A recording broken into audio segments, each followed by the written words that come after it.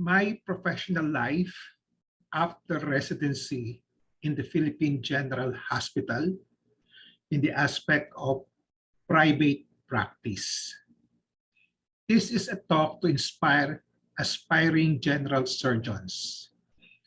This was prompted by a request by the 2022 Training Committee of the Department of Surgery of Hospital ng Maynila Medical Center on March 14, 2022 to give an inspirational message to the residents through a narration of my experience in surgical residency, the trials, and how I managed to cope up to private practice. I have done a narration on my general surgery residency in PGH. This is the second part on my private practice. This narration may well serve as my short memoir on my private practice. I officially completed my 5 years of general surgery residency training program in the Philippine General Hospital in June 1981. From July 1976 to June 1981, 5 years. Right after I went to the United States to spend a few weeks of observership in Cleveland Clinic and in Memorial Sloan Kettering Cancer Center. While there, I initially thought of going into fellowship or residency again, if necessary. I studied for the U.S. medical licensing examination. I think I passed the part 1. However, in October 1981, I was forced to go to Taiwan to fetch my father, who suffered a stroke when he went there for a vacation. By November 1981, I was back in the Philippines. Thereafter, I decided to stay in the Philippines for good and to start my private practice. I considered 2 options: provincial or Manila, or both. Provincial or Manila practice, or both. I am from Cabanatuan City, which was just 3 hours from Manila, and my parents and some brothers and sisters still live there. We also have a residence in Metro Manila. I explored on the options. Eventually, by December 1981, I made a decision to accept an invitation from Dr. George Eufemio, my mentor, to be part of the consultant staff of the PGH Department of Surgery, specifically GS1, or section of head and neck and breast surgery. To establish or kick off my private practice, I rented a clinic space in the PDC building across PGH. I would receive referrals from contemporaries, PGH medical colleagues, and PGH institutional workers. At that time, there was already a private section in PGH, although only with a few beds and very limited number of operating rooms for private patients. Thus, I started doing my private operations in PGH, and later on, I would bring patients to Manila Medical Center, now Manila Med, starting late 1982, and to Manila Doctors Hospital eventually. So my private clinics were located in the following places: across PGH along Taft Avenue, initially PDC building, then later on Fatima building. I eventually gave this up circa 1995. Second clinic, Medical Center Manila. I bought stocks late 1982 after 1 year of private practice. But again, eventually I gave my clinic up in 1995. Third clinic that I had, Manila Doctors Hospital. I bought stocks in 1984.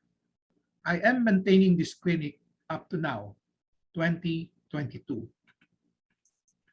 Starting 1995 up to the present, 2022, that's 27 years, I already have delimited my private clinics or my private practice in just one hospital, that is the Manila Doctors Hospital, and holding clinics only 3 times a week. I repeat, just 3 times a week for the past 27 years.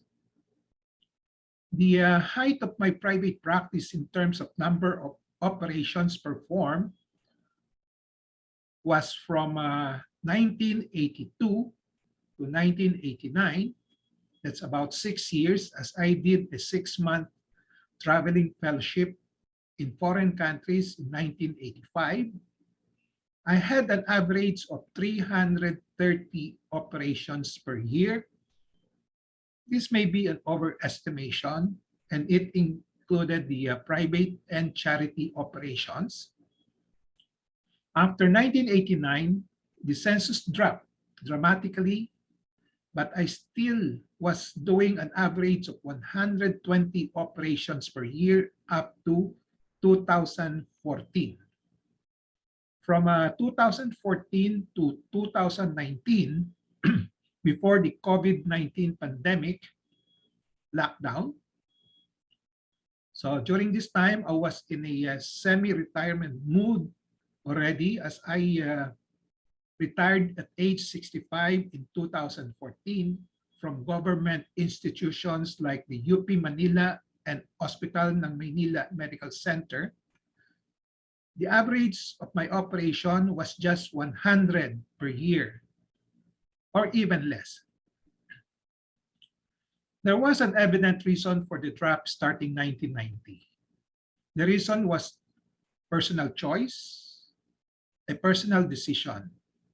Starting 1989, I decided to do outreach or out-of-town educational programs for hospitals such as DOH provincial hospitals under the UP College of Medicine Postgraduate Institute of Medicine project from 1989 to 1991, and my distance education in surgery program in Zamboanga City Medical Center from 1991 to 1997, for medical schools such as Ateneo de Zamboanga University School of Medicine, Southwestern University College of Medicine in Cebu, Bicol Christian College of Medicine in Bicol from 1993 to 2005, and for hospitals such as Ciudad Medical Zamboanga in 2009 and 2013 to 2014, Zamboanga City Medical Center 2016, and Salubris Medical Center in Nueva Vizcaya in 2016. Starting 1989, I placed more importance to my personal program dubbed as Education for Health Development in the Philippines program. I have found it more fulfilling than earning money from private practice. I decided in 1989 that I would not be a slave to money, a slave to private practice. So private practice took the back seat. My outreach educational program is still going on up to now, but more on online and no more out-of-town travel. But with my out-of-town travels, I have accepted the repercussion that I have to compromise the availability factor for establishing and sustaining a private practice. This explains the drop in my number of operations starting 1990. Before I give my specific advice on private practice based on my personal experiences, I'd like to give you some general introductory pointers or principles first, which I have applied to myself, as you shall see later on. Why establish a private practice, medical practice in the Philippines? The reasons that I usually give is to earn a living in the Philippines and also to contribute to the health development of a community in the Philippines. What should be the goal in establishing a private medical practice in the Philippines? One, the goal should be a satisfied, happy, and healthy private medical practitioner in the Philippines. The second goal is earning enough to be a healthy person and to enjoy and sustain a comfortable living with frugal lifestyle in the Philippines. Third goal is happy in terms of satisfaction of earning enough and contributing to the health development in a community in the Philippines.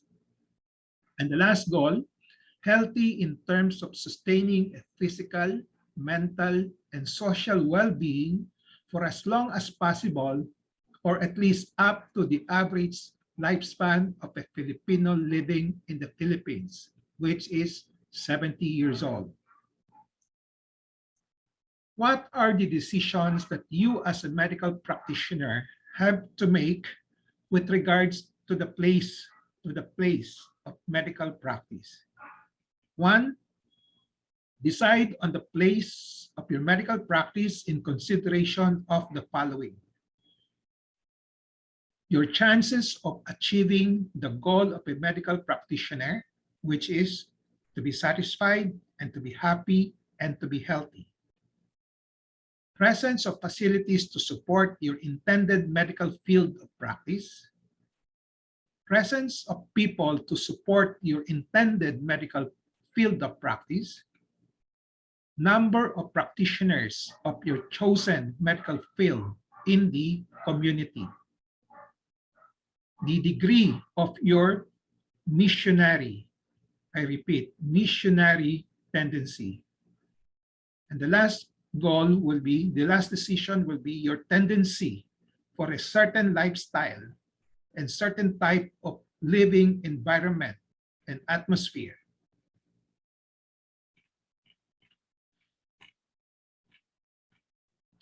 Here now are my more specific personal advice on establishing and sustaining a private practice, which consists of the following. Number one, credentials. Be at least a Philippine Board of Surgery certified general surgeon. Number two, availability. Be constantly physically present and available in your hospitals and clinics of practice, and be easily reachable at a moment's notice through your cell phone and Viber for referrals and consultations. And then good to excellent reputation of the following traits. Number one, professionalism. At least no reputation of being discourteous to patients and medical colleagues, and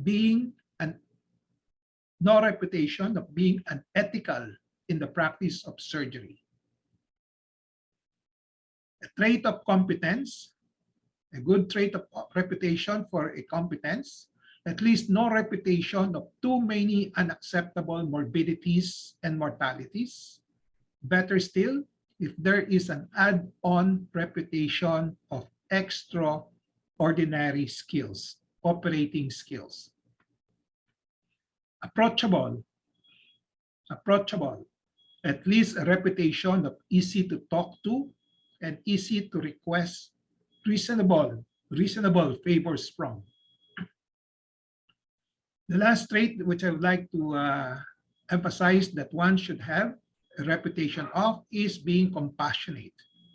At least a reputation of having the emotion that feels in response to the suffering of your patients, whatever types, both physically and financially. And this emotion motivates within a desire, a desire to help in whatever way, big or small, particularly financially. So these are my more specific personal advice in establishing and sustaining a private practice in surgery or in any specialty for that matter. For me, the above contributed greatly to my so-called great practice from 1982 to 1989, a good 6 years until I shifted based on my personal decision to my education for health development in the Philippine program, thereby sacrificing availability, promoting factor to which I don't have any regret up to now. There are other advice or tips that I have to share to the young surgical residents that have helped promote and sustain my private practice. One, although referrals from colleagues help a lot in establishing and developing your private practice, the long-term or sustaining factor is a referral from patients whom you have treated. If they like you for whatever reasons, they will remember you and will refer the relatives and friends to you. In my practice, especially after 1989, the source of my referrals has been mainly from relatives and patients of former patients. Relatives and friends, I mean, of former patients. Number two, explaining and advising patients and relatives. I have this habit of explaining clearly from clinical diagnosis to indications for paraclinical diagnostic procedures to treatment options and to health maintenance. The patients and relatives like this, and in the process, they will like you. Giving patients a copy of clinic notes and other notes that contain explanations. I have this habit also. Again, the patients and relatives like this, and in the process will like you. No queuing, no long waiting time in the clinic. I started this in 2015 with a structured appointment system. I make sure patients will not wait for more than 60 minutes from the book appointment time in my clinic. My batting average was 99% success from my 2015 to 2019 before the COVID-19 lockdown. The patient and relatives appreciate this. No queuing, no long waiting time. Praying for them and with them. In 2019, I started this practice of praying for and with my patients before every operation. Before 2019, especially for those with terminal diseases, I would tell them that I will pray for them. The patients and the relatives appreciate this. Giving your cell phone numbers so that you can be reached when needed. The patients and relatives appreciate this. So far, only rarely did I encounter an abuse of the use of cell phones in contacting me. There are other innovative things that I have been doing under my patient-centered care management program. When you say patient-centered care program, it is the practice of caring for patients and their relatives in ways that are meaningful and valuable to the individual patient. It includes listening, informing, and involving patients in their care. I recommend that you look at my Facebook and other blogs I will provide you with the links if you are really interested. Just contact me. So that's all for now. That's my memoir for my private practice. I think I am justified to write this memoir now because I am semi-retired from private practice and may be completely retiring as a result of the COVID-19 pandemic. I have stopped holding clinic and operating for more than 2 years now. My last clinic and operation was on March 15, 2020, a day before the declaration of the nationwide lockdown. However, I have been doing telemedical consultation since March 17, 2020 up to now. That was 2 days after the lockdown. So on this note, I hope I have achieved the objective of the task requested of me by the OMMC Surgery Training Committee.